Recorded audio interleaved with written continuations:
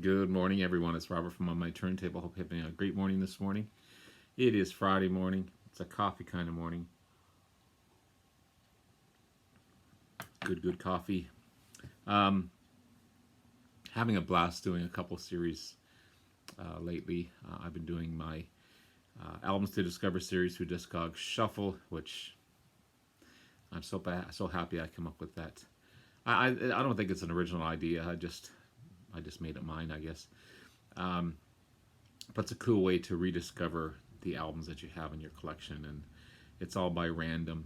I never know what I'm going to talk about next, and then it just gives me time to review and refresh my memory on how great some of these albums are, and get a chance to play them again and get familiarized with them again. And it's just a cool series, and I'm really having a good time. Plus, as I told you earlier, I decided to do a VCLT review on some of the VCLT I received. That's obviously not going to last as long because I don't have that much, but I have enough to do a few more videos on it, and I want to continue with that as well. And I'm trying to put albums together that are on either side of the rainbow, basically. So, for example, yesterday I showed The Power Station and Rainbow, two opposites for sure, but two great albums in their own right. And they were both VCLT from my good friend Aaron Mutha Alamar. But today I want to continue my Albums to Discover series and talk about an amazing album that I had a crappy copy of this album, and here it is here. There's ring wear on the cover. The cover is all beaten up. Someone had written on the top. The vinyl itself is all scratched to hell, and there's the scratch. I don't know if you can see it or not. Yeah, it's right there. And it was a shame. This was in a pile of albums that were given to me, and I kind of had a gasp when I saw it. I was like, oh, Richie Havens, wow. And but I couldn't play it. It's just so.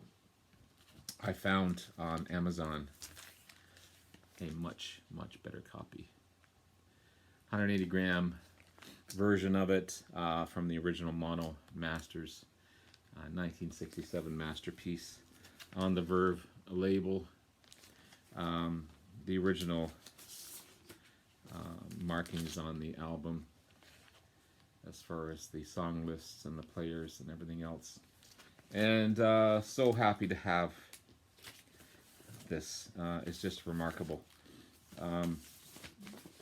So that's what I want to talk about today. Albums to discover. Richie Havens, Mixed Bag. So Richie Havens, American singer-songwriter, guitarist, combination of folk and soul and rhythm and blues, and some elements of jazz in there as well. Unique playing style, and mostly with open tuning. I remember watching him on the Woodstock video with the one finger over the fret, doing that open tuning type of thing. But beautiful voice, deep baritone voice that is so haunting and uplifting at the same time. He was an unexpected opening act for Woodstock because the band Sweetwater, who was scheduled to open, got caught in a traffic jam and was delayed on the freeway. So Havens says he played every song that he knew in that opening act, or that he could remember. But I think he did an amazing job, and that just put him in the spotlight as a true performer. He was active between 65 and 2012, and then he died, unfortunately, of a heart attack at age 72 in 2013. Mixed Bag is the debut album by Richie Havens, released in 1967. it's just a remarkable piece of music for sure. Great vocals, distinctive guitar sound, amazing band as well. Like the drummer in this band is just some of the fills and runs he has, and the bass is just he gathered the best for sure. So you got Richie Havens on guitar, sitar, and vocals. Harvey Brooks on bass, Paul Harris on keyboards and piano. I'm gonna screw this one up. Bill Lafargue on drums, and Howard Collins on guitar. Because there's throughout some of the songs there's some cool guitar licks as well. You can hear in the background. These songs are remarkable. He does some great covers as well. He does one by Gordon Lightfoot, I Can't Take It Anymore, Just Like a Woman by Bob Dylan, and Eleanor Rigby by Lennon and McCartney. He definitely puts his take on them. He doesn't copy them per se. He puts his own take on these songs and makes them his own. This album definitely stands the test of time and is held up very, very well. The way he sings, the way he plays, just kind of draws you in. It really does. It's remarkable. So you got High Flying Bird starts off the album, and it starts off with a great rhythm guitar riff and a running bass line. I just love that combination of the two. Dramatic in sound, and his gritty voice makes an intense opening track. But the drumming again is remarkable on this track. It's just I don't know who this drummer was, man, but he was good. I Can't Take It Anymore, the Gordon Lightfoot cover. Beautiful song. Beautiful, beautiful song. It's a mournful song. It's not the topic, if you listen to the lyrics, it's not the nicest song in the world lyrically, but the way he puts some orchestration in the song, and it just makes it a pleasant song to listen to, despite the fact that it's that it's a mournful track. Same with Morning Morning. It's a song of loss, and the piano pieces in it are great, and there's a hint of a guitar strumming in the background, and the song builds as it goes, and it just makes it a pleasant song to listen to, despite again the topic of the song. Then you got Adam. It's a funky track. The drumming again, remarkable drumming. I wish I could play this whole friggin' album for you. And then you got the guitar runs throughout the track. Great vocals, another great song. Then you got Follow, a beautiful, beautiful track. One of my favorites off the album. He tells a story with his voice. He really does. His lyrics just draw you in, and his vocals just draw you in. The lyrics are intense as well. 3-Day Eternity, another beautiful track. Unique tuning in the song. Subtle guitar in the background, but the drumming in this one controls the track as well.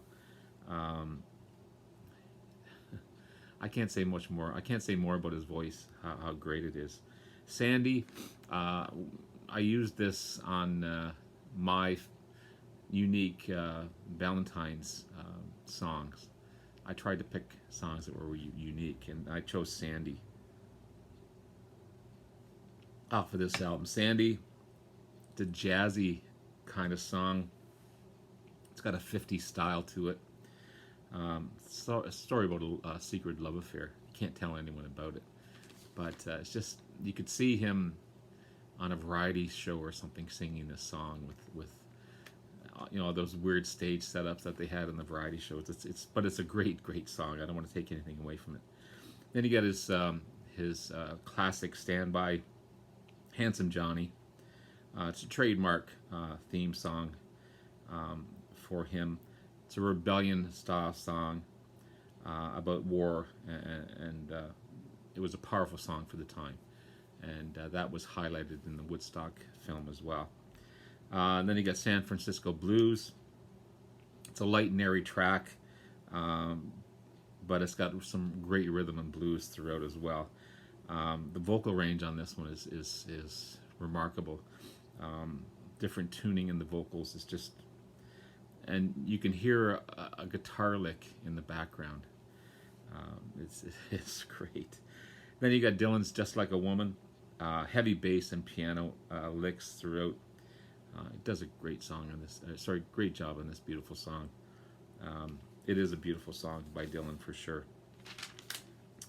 And then finally, you got Eleanor Rigby by Lennon and McCartney. Cool keyboard intro, the drumming plays like a march throughout. It's more dramatic, obviously, than the Beatles' version of it, and the song builds as the time goes by. It's just a great, great song, and he did it. He did it well. He did all the covers on this one so good, made it his own. And if you don't know this album, definitely check it out. Richie Havens, Mixed Bag. Definitely an album to discover. So, there you have it. Let's see what else is on the shuffle coming up. I really like that Richie Havens album. It's so good. It's on my playlist on Spotify. Haven't stopped listening to it. And let's see what we got here. So there's, and again, as I said earlier, if I pick one of the BCLT albums that I've already been listening to and talked about, I'll just do another shuffle and go forward rather than talking about it twice, because I've already talked about it. So again, nothing up my sleeve. We'll go to random item below.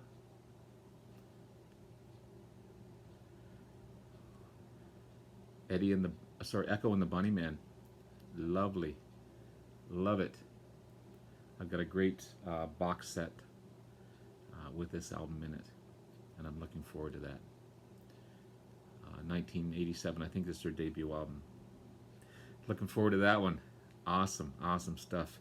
So there you have it, guys. There's my Albums to Discover series through Discog Shuffle, featuring Richie Havens, Mixed Bag. Check him out. Check out all the ones that I've talked about. They're all great albums. And looking forward to Echo and the Bunnymen. And I'll continue my BCLT review with another couple of albums either today or tomorrow. Haven't decided yet. But anyway, take care, guys. We'll talk to you again soon. Bye now.